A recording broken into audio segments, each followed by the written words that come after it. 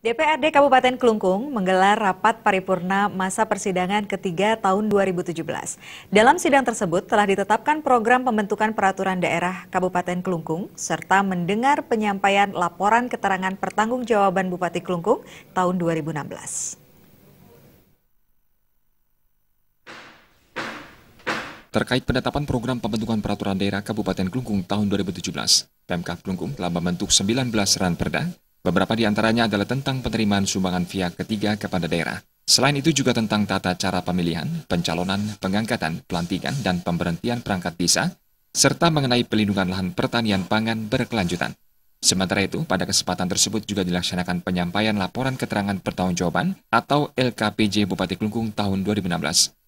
Dalam penyampaian oleh Bupati Klungkung Nyoman Suwirta, ditekankan bahwa yang menjadi perhatian dalam penyelenggaraan pemerintahan pada tahun 2016 di antaranya, pertumbuhan perekonomian Kabupaten Klungkung pada tahun 2015 mengalami peningkatan dibandingkan pada tahun 2014, yakni tumbuh sebesar 6,04%.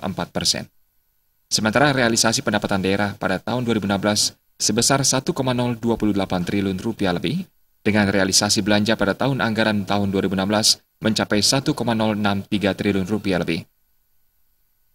Yang jelas tadi kan di air minum misalnya kan, kemarin kita mendapatkan anggaran yang cukup besar dari pemerintah Provinsi Bali berupa BKK sekitar 14 miliar. Kita tidak bisa merealisasikan itu karena perencanaan dan kegiatan fisik itu bersamaan, sedangkan perencanaan yang dibuat di Nusa Penida kan memerlukan waktu yang cukup lama. Kemudian yang lain juga di bidang pertanian itu hampir semua anggaran DAK ya di bidang pertanian itu tidak bisa kita realisasi juga karena terjadi perubahan peraturan-peraturan seperti yang kita lihat ya perkembangan pada tahun 2016. Kemudian pengurangan DAK juga kemarin yang menyebabkan capaian penerimaan kita tidak tercapai maksimal. Nah, cuma dari segi pendapatan asli daerah kita mencapai capaian sampai 110%, sekitar 134 miliar.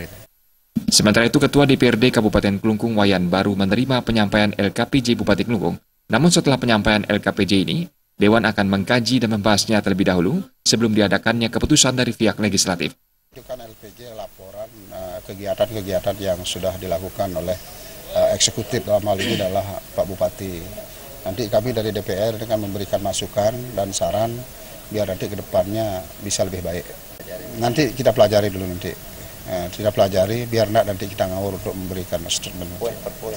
Ya. Nanti kita lakukan rapat gabungan dengan eksekutif. Selain para anggota beserta pimpinan Dewan, rapat paripurna juga dihadiri segenap pimpinan SKPD di lingkungan Pemkab Klungkung, sejumlah BUMN dan KPU.